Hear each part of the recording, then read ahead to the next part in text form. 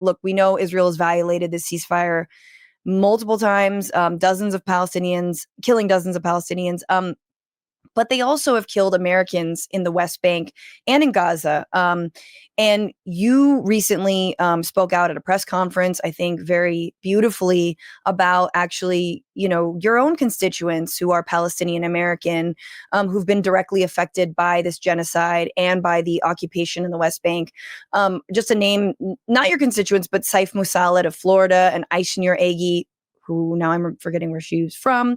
But these are two young Americans who were killed in the West Bank. You are calling to hold Israel accountable for these Americans' deaths. Why does that matter? And what does that look like to you? Yeah, to be clear, we're of course calling, for Israel to be held accountable. I'm calling for my own country to be held accountable. I just think that it's shameful and it's embarrassing that we would allow our citizens, our children, to be harmed by another country's government, by their military, and not step in. What does that say to the world, right? That Americans are, that we're vulnerable, that people can pull one over on us. And if it's a country that the United States has a relationship with, then they'll be able to get over it. Like, that's what it's concerning. That's what's always been concerning, that this genocide and the violence and the expansion, the illegal expansion of settlements in the West Bank, all of those have happened with our complicity and our direct help. And right now, what we are most calling for is for the United States to change course. It's for us to say, it's not good enough to say, oh, well, Netanyahu is bad, I get that. Or it's not good enough to say, well, I disagree with the settlers, doing that. I disagree, with the ways in which, the genocide has been conducted. It's not good enough to say that, because we actually play a role in it. We can change the course of how all of this is playing out. We can decide that we will no longer, arm a state that is violating our own laws and international laws that we agree with. We can decide that. Yep. And, I just think that, again, I think it's a shame. But yeah, but it's important that we keep the attention on this, because, I believe the 16-year-old Muhammad, he's not home. He's not home yet. He is still alive. He's in a Israeli prison. Yeah. I mean, and it's terrifying. I think he's reports that he's like has scabies or something awful. I mean, we saw the conditions of some of the prisoners during this, hostage release of Palestinians and how they were treated. And it's, it is terrifying. I mean, when I was coming up kind of in the anti-war movement, Rachel Corrie was murdered in Gaza by a bulldozer. Then she was trying to protect a home. And that was a white girl from Washington State who was bulldozed to death, and there's been no accountability. And her parents are still in the fight for accountability, yes, not just for her, but for all of the people, especially children. Yes, absolutely. Whose lives have been wrecked, literally. You have a moral clarity that I think a lot of us respond to. You represent, I think, what a lot of us want to see in office. Recently, there have been a number of presidential hopefuls making the podcast rounds on other shows, like Pete Buttigieg, Gavin Newsom, Cory Booker, who's currently in office. I mean, Newsom as well, but who've been kind of like waffling on this question of genocide and specifically of receiving money from the Israeli lobby and AIPAC. Newsom was like, I don't know about rescinding, weapons aid to Israel. I'd have to, it's complicated. And Buttigieg was very complicated for him. And Newsom thought it was weird to talk about AIPAC at this moment. I don't know if they're going to pass the smell test for some of the Democratic base that really, 70% of Democrats believe that Israel is committing genocide. And majority of Americans, not just Democrats, majority of Americans think we should stop sending weapons to Israel. This is not about party. This truly is a cultural, a moral sea change, Representative Lee. So I'm wondering, where you stand on AIPAC money. I know they have thought of you as a target in, your next election.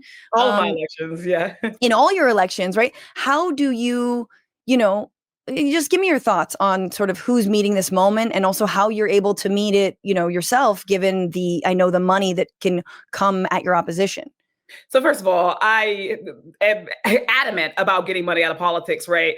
And it's why it is one of like the most important things that I work on in Congress right now. Not to say that everything else, like climate change and criminal legal reform and education and healthcare, all of that isn't important. It's to say that none of that is going to get done until we have addressed this money and politics issue. That's why I introduced, our Stop Super or Abolish Superpacs bill, so that Yes. your AIPACs, your crypto packs, whoever it is, cannot consistently amass the types of money to spend on one person in one district at a time, right?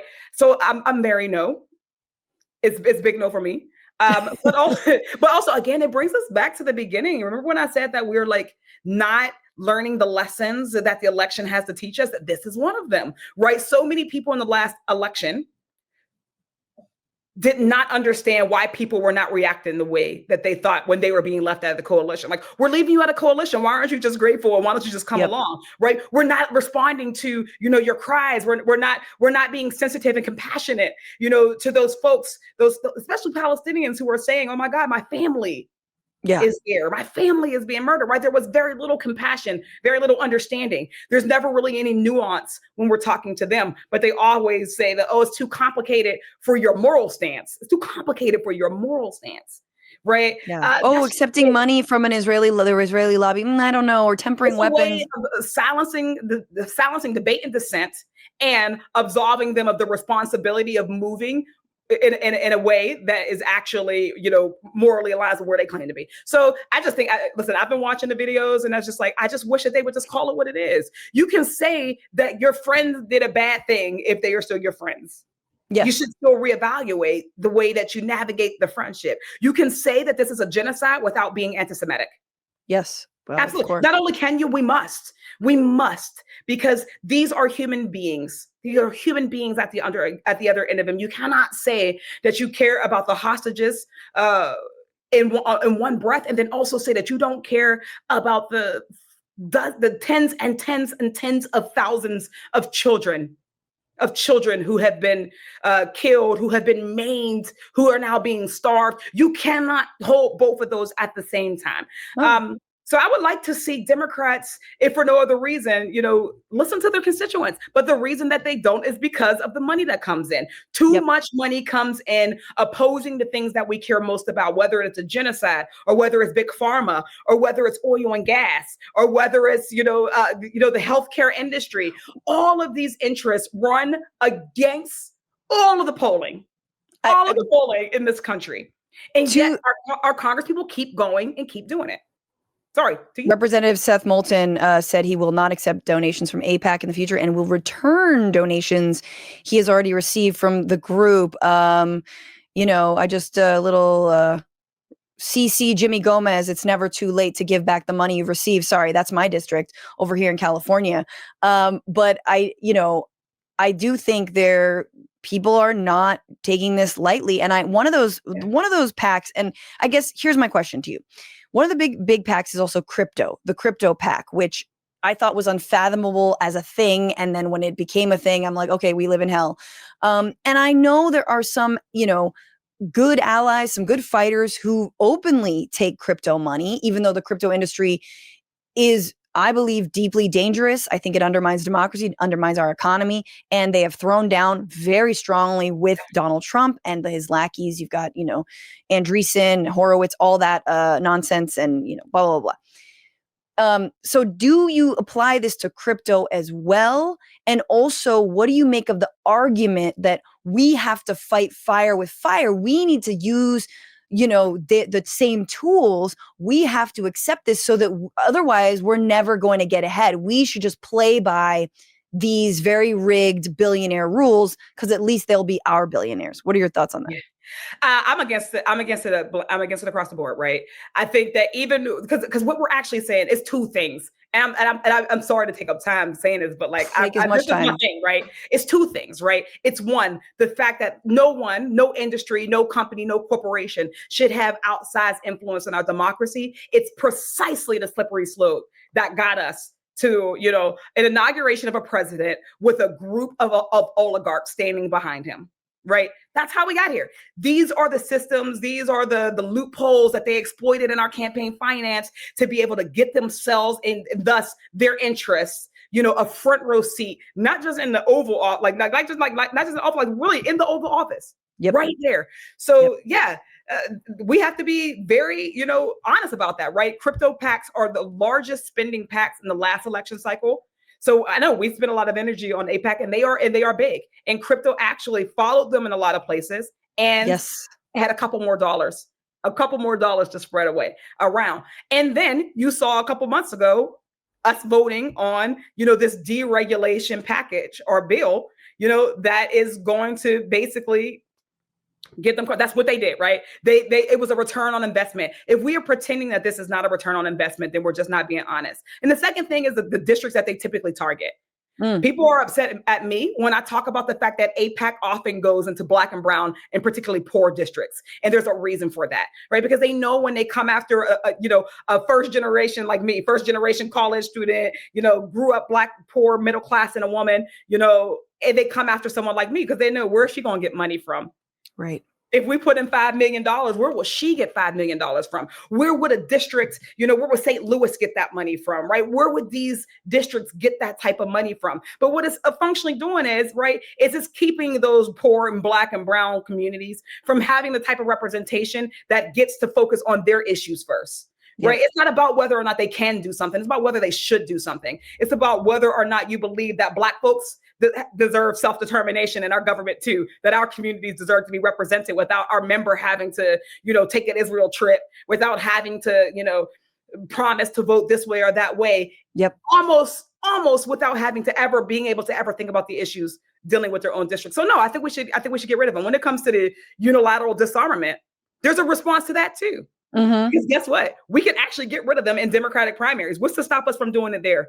What's to stop us from saying that in our primaries, which means Democrat on Democrat, we will not accept that type of campaigning in our system, right? This is not even to say we're going to go to the general and do what we do. This is to say, why would you be welcoming? Why does this party welcome, crypto or AIPAC or pharma or whoever, but especially those two coming into these districts, the ones that are most likely to send your new talent, your young folks, your more representative folks. This is the only chance that sometimes young Black folks get to break into the system. And we're happy to unleash big money PACs on them because they're afraid that those young people are going to come and disrupt the status quo. So I mean, first of all, beautifully said. I mean, we saw what happened to Representative Cori Bush, Cori Bush, and obviously Jamal, better Cori in my opinion.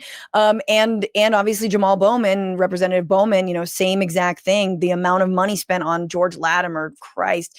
But I do think this is why it's relevant. It's not just about the moral issue of genocide and supporting it. It really is indicative of how else you're going to stand up to big money. And they're a lot of these Democrats are playing this game of like, oh, just because I accept, like $3 million from AIPAC doesn't mean I'm beholden. It's like, what are you talking about? You literally think we were born yesterday. Like the gaslighting is deeply disturbing. And then they say they care about democracy reform. Yes. This is the base of the democracy reform issue. You do not have a democracy if only wealthy people get to participate.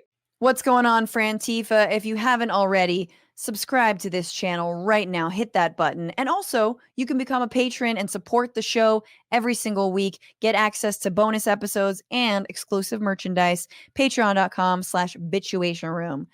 Do